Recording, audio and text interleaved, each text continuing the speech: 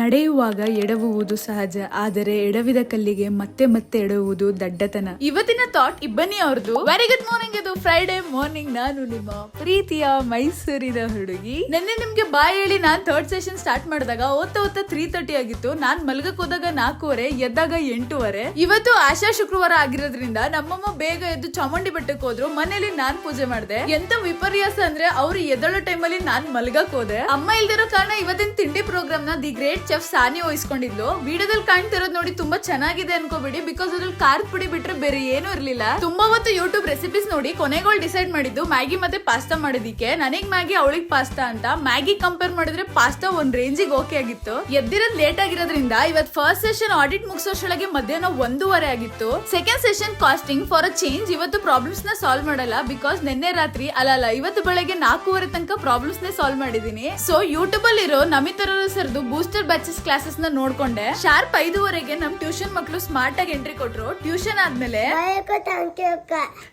ಆದ್ಮೇಲೆ ನಾನು, ಸಾನಿ, ಕುಶಾಲ್ 3 ಜನ ಕೆಜಿ ಕೊಪ್ಪಲಿರೋ ಚಾಮುಂಡಿ ದೇವಸ್ಥಾನಕ್ಕೆ ಹೋದ್ವಿ. ಅಲ್ಲಿ ದರ್ಶನ ಎಲ್ಲ ಮುಗಿಸ್ಕೊಂಡು ವಾಪಸ್ ಬರ್ತಾ ನಾವ್ ಚಿಕ್ಕ ವಯಸ್ಸಲ್ಲಿ ಇದ್ದಾಗ ಎಲ್ಲಿ ಬಜ್ಜಿ ಬೋಂಡ ತಿಂತಾ ಇದ್ವಿ ಆ ಜಾಗಕ್ಕೆ ಹೋಗಿದ್ವಿ. ಅಲ್ಲಿ ಬಿಸಿಯಾಗಿ ಬೋಂಡ ತಿನ್ಕೊಂಡು ವಾಪಸ್ ಮನೆಗ್ ಬಂದ್ವಿ. ಮನೆಗ್ ಬರೋಷ್ಟೊಳಗೆ 10:30 ಆಗಿತ್ತು. ಊಟ ಮಾಡಿಲ್ಲ ಅಂದ್ರೆ ನಮ್ಮ ಮಾತೃಶ್ರೀ ಅವ್ರು ಬಿಡಲ್ಲ. ಊಟ ಮಾಡಿ ಥರ್ಡ್ ಸೆಷನ್ ಸ್ಟಾರ್ಟ್ ಮಾಡ್ತೀನಿ ಅನ್ಕೊಂಡ್ರ, ಇಲ್ಲ ನನ್ಗೂ ಸ್ವಲ್ಪ ರೆಸ್ಟ್ ಬೇಕು. ಸೊ ಮತ್ತೆ ಮುಂದಿನ ಸಿಗೋಣ. ಅಲ್ಲಿ ತನಕ ನೀವು ಓದ್ತಾ ಇರಿ. ಟಾಟಾ ಬಾಯ್.